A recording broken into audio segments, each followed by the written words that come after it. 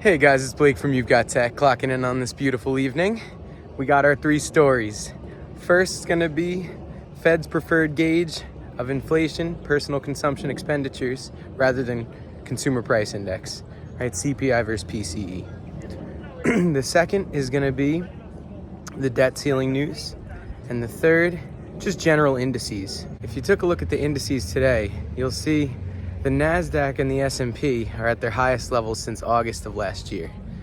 Now this is pretty big news considering we've now had 4 months in a row of higher PCE month over month since January. It's big news because since January, PCE has gone up month over month every single time. The analyst estimates for this month were 0.3, so it's nominal, marginal, but year over year, if you're expecting 0.3, that would be 3.6 on an annualized basis, but 0.4 is 4.8.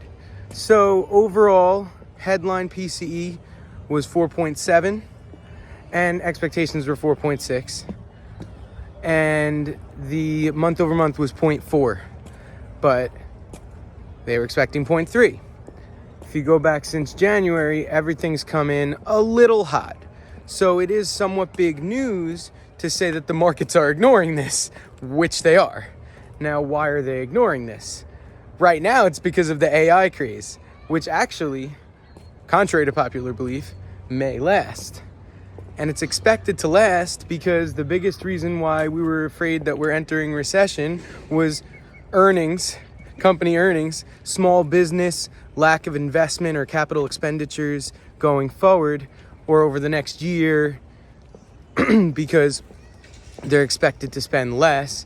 You're, getting lean, right? Your layoffs with Facebook, layoffs with Amazon, layoffs with every tech company and outside of technology as well. But what's actually happened is since this AI boom, companies have realized actually we're worse off if we don't invest, even with high rates, by the way, than we are sitting on the sidelines or staying lean, right? You can trim the fat to a certain point, but if your competitors are spending on AI and you're not, you'll be left behind. So the fact of the matter is now we don't care because bad news is already priced in, whereas 2 years ago or a year and a half ago, end of 2021 going into 2022, good news was bad news and bad news was worse. Right now, bad news is priced in and good news is good news. So we are back to a tech bullish decade right now, like we were since 2010 or 2009 all the way through 2021. And here we are again. So it's yet to be seen whether or not the AI craze, explosion in cap expenditures forecast for company returns on investment is going to play out the way it seems. And if analyst estimates are going to rise, companies will have to bring in levels of revenue that meet higher expectations. So we'll see how it plays out. But to our second story, which is the debt ceiling news, we have two updates. One, Janet Yellen's flip-flopping, which everyone knew she would. And now we're expecting June 5 as the cutoff. And when June 1 or 2 comes around, she'll probably say June 12th or June 15th, and we'll push the can down the road, kick it down to July. You never know. These people, they find a way to cut right as the clock strikes midnight. Oh, we actually found a way to last another month, last another 2 months. And so the Republicans know this, and the Democrats know that the Republicans are not going to give up. They're going to have to concede a little bit. Both sides are going to lose. Nobody's going to get the perfect solution. That's how negotiations work. We can honestly stop talking about the debt ceiling at this point because it's a non-factor, because it's a nothing burger. The two biggest things the Republicans are demanding are going to be lower baseline spending forecast or projected for 2024 on the budget for regular program services, stuff like the Supplemental Nutrition Assistance Program, SNAP, which is basically food stamps, payouts to government employees and veterans. These things are not going anywhere. But where they're going to get the money from is they're going to reduce the headline or the top line expenditure on government budget by taking money away from the IRS, which everyone loves because who wants the IRS to keep all our money? What's on the table is we're going to take $80 billion away from the IRS and put it towards keeping the programs that the Republicans want to cut money from. So if the Republicans can say, hey, we accomplished our goal, we reduced the government budget for 2024 versus 2023. And they're also able to rescind some of the extra surplus from the Inflation Reduction Act. They're also going to rescind some of the surplus. It ranges anywhere estimates between $30 billion to $70 billion of money that was unused, that had been earmarked from the $4.6 trillion in inflationary spending, money printing from the American Rescue Plan, from the COVID relief pandemic era stimulus packages. They're able to get these two areas of demands on the Republican side. The Democrats will be able to back down from some of their demands. And it's obvious saber wielding back and forth between Democrats and Republicans. They both know it's going to get done. It's been 87 times since the 1920s when we introduced the whole idea of debt ceilings that we have raised the limit. And there's going to be an 88th. Both sides know that they're just forcing each other's hand. You basically take from Peter to pay Paul. If their goal is, on the Republican side, to lower the budget for 2024 versus 2023, and the Democrats' goal is to keep all their programs intact and spend on progressive policies, then they can have their cake and eat it too. Because both sides will walk away saying they won, when neither side won. But Americans basically didn't lose. So, okay, the IRS foots the bill. Well, that's a change. Who couldn't back that? But all of this leads us to our next story. Because if you have bad news is good news, and bad news is priced in, and we're having a reawakening of inflation expectations, while right now they remain relatively anchored, consumers are still strong, right? Consumer spending in the U.S. went up 0.8% month over month, and American incomes went up 0.4% month over month. And the markets are going up, even though this is inflationary news, then the Fed may not have over-tightened. So even though everyone was expecting that the May hike was sell in May and go away, and hey, we're all partying, saying the Fed's done, we're going to pause, and pricing in cuts by September, worst case December, around 4.75, by next spring, around 4.5, and by the end of next year, we'll be back down through cuts to 4.1.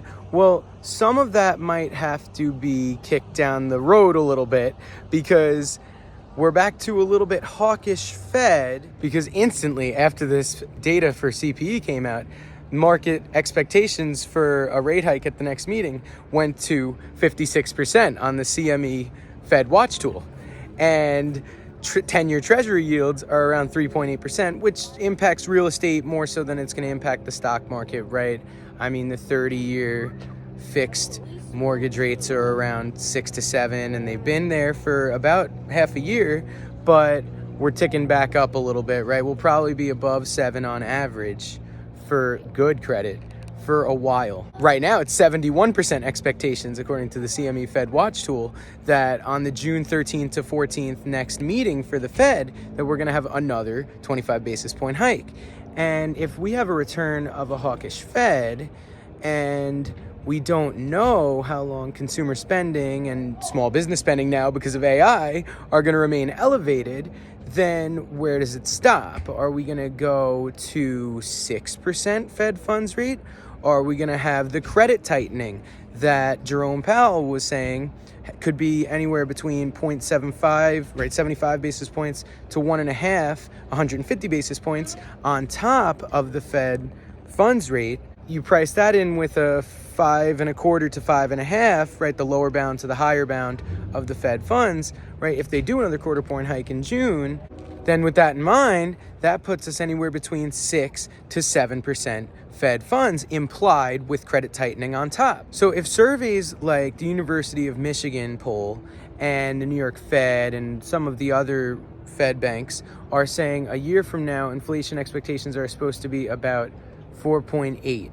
And 1-year treasuries are saying about 5.2, right? The market's pricing in 5.2 a year from now.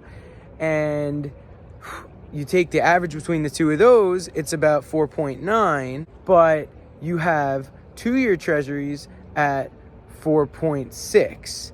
And so you say, okay, well, we're still going to be pretty close to 5 2 years from now. That's the expectations. And with the credit tightening up to 7, if they hike another quarter point, then, okay, we have still our 2% real rates, right? And in the last Fed minutes from the early May meeting, I think it was May 4th, Jerome Powell said, we're pretty close if we're not there already with 2% real yield. So if they're just going to maintain this 2% margin here, which is what they always do, they want 2%. That's part of their dual mandate. They want to keep unemployment relatively low, and they want 2% inflation, right? Flexible average inflation targeting. So 2% over the long run, which nobody knows what that means. Does it mean over 10 years, 20 years like it did in the 80s? Well, either way, if expectations go to 6 or 7, then they'll keep raising, because then we might need 9% implied Fed funds rate. If we hike another 2 or 3 times throughout the rest of the year, then we'll be at a lower bound of 6 to 6.25, right? So, well, the higher bound would be 6.25. Then we're going to be at about 8.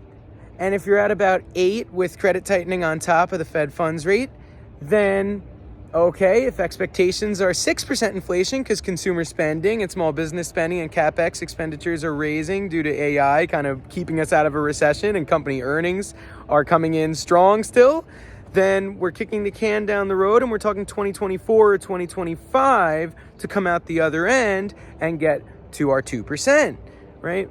Or at least on track towards 2% with flexible average inflation targeting.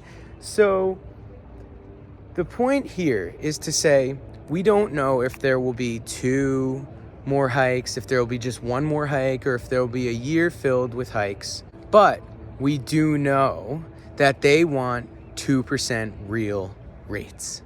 And so keep an eye on the FedWatch tool between now and the June meeting. Keep an eye after the June meeting over the course of the summer. Let's see what they do in September. Let's see how the rest of the year plays out, right?